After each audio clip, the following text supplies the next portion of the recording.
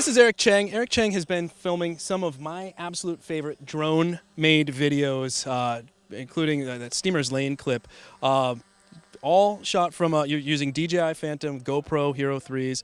And I just want to ask, like, how did you get started with this, and where do you see this going?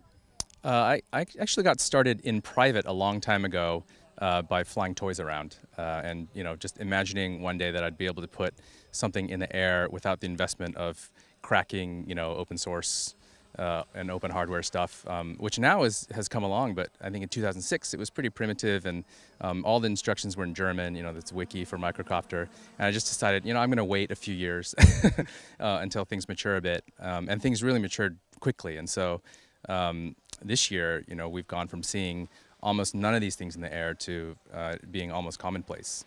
What do you think it was that created sort of a breakthrough, and why are we starting to see so many of these things flying around now? Well, I tend to separate the maker movement and the sort of push for mass consumer adoption, and I think we're seeing both of those progressing at an incredible rate right now.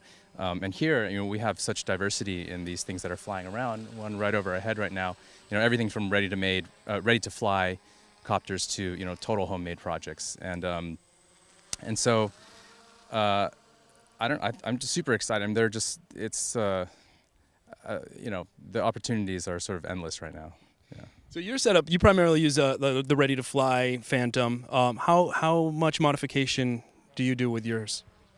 Well, I got the original Phantom when it first came out, and if you wanted to do anything it wasn't designed to do, you had to essentially become a hobbyist. And so, within a couple of weeks, I was soldering and going to hobby shops, ordering all the little parts I needed to do FPV flying, and I hacked together my own gimbals and things like that before they were available for mass market. But the industry is moving so quickly that within 6 months, suddenly there were products that you could just buy, and they were a lot more expensive. And I think it will always be like that. But I think it's been really important to continue to build things in my garage on the side, because I don't think I would understand how these things work, certainly not how to repair them, if I weren't building multi-copters on the side as well. Yeah, it's a really interesting point, because there's been so much of an upbringing in the multi-copter world from that DIY perspective.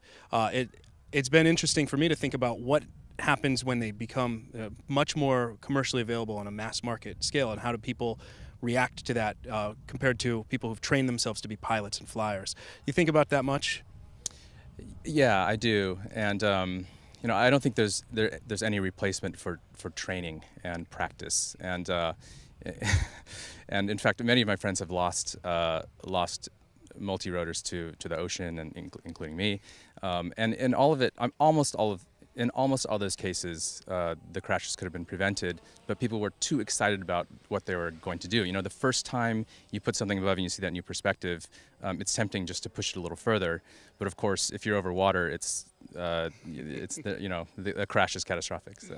So one of the things you wrote for the drones issue is the how to do fantastic aerial video.